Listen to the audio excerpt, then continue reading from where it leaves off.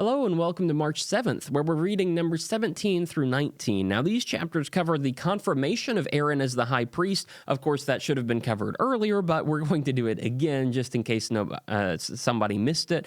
We're also going to cover some rules for the priests and the Levites to live by, and this weird ceremony with some other rituals that probably needs to be done at some point. I don't really understand it personally, but we'll get there when we get there in just a couple of minutes. We have a couple of issues in the priestly world as demonstrated by chapter 16. And nobody agrees on who the high priest is supposed to be. And so God steps in to declare some things and to smooth out the differences, make sure everybody's on the same page. It's better to clarify again than to deal without further instruction. And so he makes sure that everybody knows that Aaron is the anointed one. If you want to have a more specific detailed breakdown of each of the chapters, chapter 17 is very short, but it deals with this one instance. Basically, Aaron and a bunch of other guys, 11 other guys, 12 guys in all, they put their staves in a room. Staves are just pieces of wood, like dead wood that they picked up from somewhere.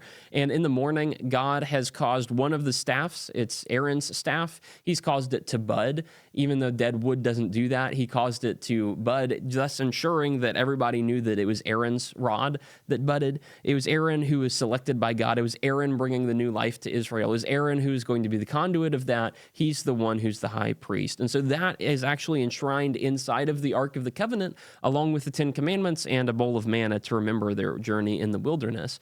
You have a proof of God's law. You have a proof of God's priesthood. You have a proof of God's provision. That's a good 3-point sermon sometimes. Yes, you can steal that if you want to. Go make something worthwhile out of it. In chapter 18, you have then a bunch of laws for the priesthood. Priesthood is a blessing, but it's also a responsibility. And because it's such a great blessing, it is such a great responsibility. Here's how priests act. Here's how priests live. Here's how priests interact with people and God. And so there's this kind of requirement there that there's a bunch of stuff they're supposed to do. In chapter 19, you also have this weird purification ritual involving the red heifer. I don't understand what it's there for. I don't understand why it's here and not earlier. I don't understand anything about it, really, except you just burn a red heifer, and that's kind of it. And so I'm kind of confused about chapter 19 personally. You're welcome to explain it to me if you have a better understanding, but I don't have anything on that. So thanks for listening. If you've got any further questions, there's always the written page, which has a few extra details on it if you're interested in that. And if not, then I guess I'll see you next week where we're going to be reading numbers 20 through 33.